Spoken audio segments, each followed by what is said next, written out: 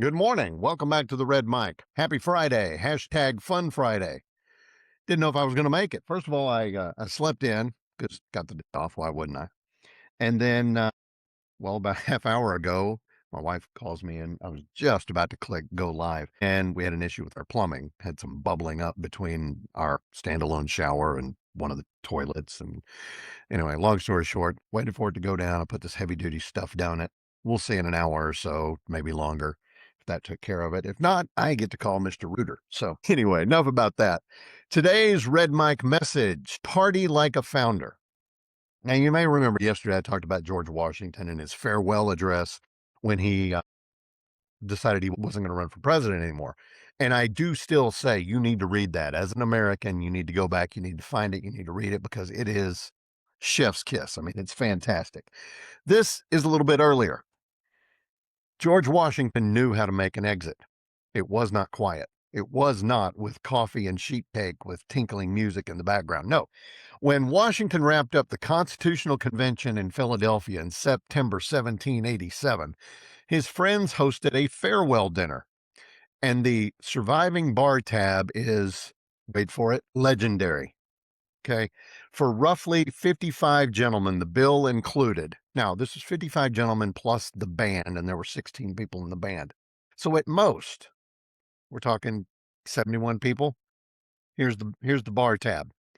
54 bottles of Madeira wine, 60 bottles of claret, 22 bottles of porter, 12 bottles of beer, 8 bottles of whiskey, 8 bottles of hard cider, 7 large bowls of punch, and back then punch definitely had a punch.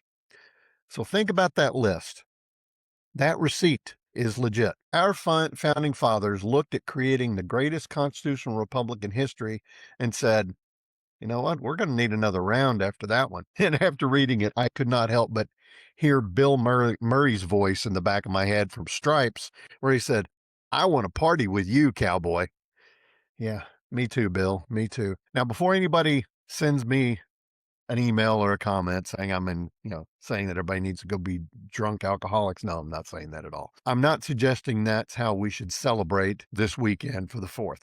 But I do think that there's something refreshing about remembering that these men were not marble statues. They were real people. They argued. They frustrated each other. They laughed. They celebrated. And when the work of building a new nation was finally done, they raised a glass together. As Lin-Manuel Miranda put it, they raised a glass to freedom. Sometimes we forget that.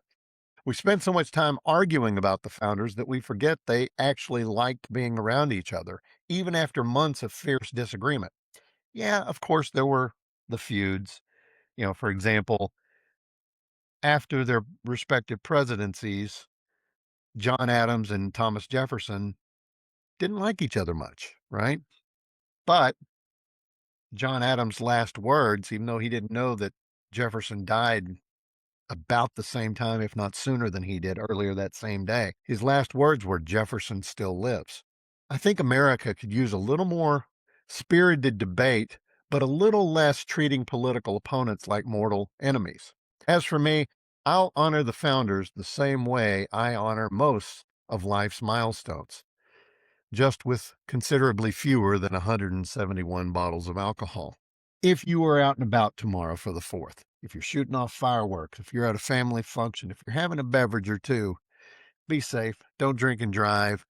Don't blow up yourself or anybody else. Don't set anything on fire. But don't forget, our founders knew how to party. And boy, did they. And even though they partied, they still created the greatest democratic government this world has ever seen. Don't forget that. So go out, party like a founder. And that's your note on this Red Mike Messages hashtag Fun Friday. I hope you enjoyed it. Hope you found it interesting. Give me a like, a follow, and a share. Let me know what you think down in the comments. I love you guys. I'll see you again Monday. Don't forget, as always, life is short. Drink the bourbon, and God bless America.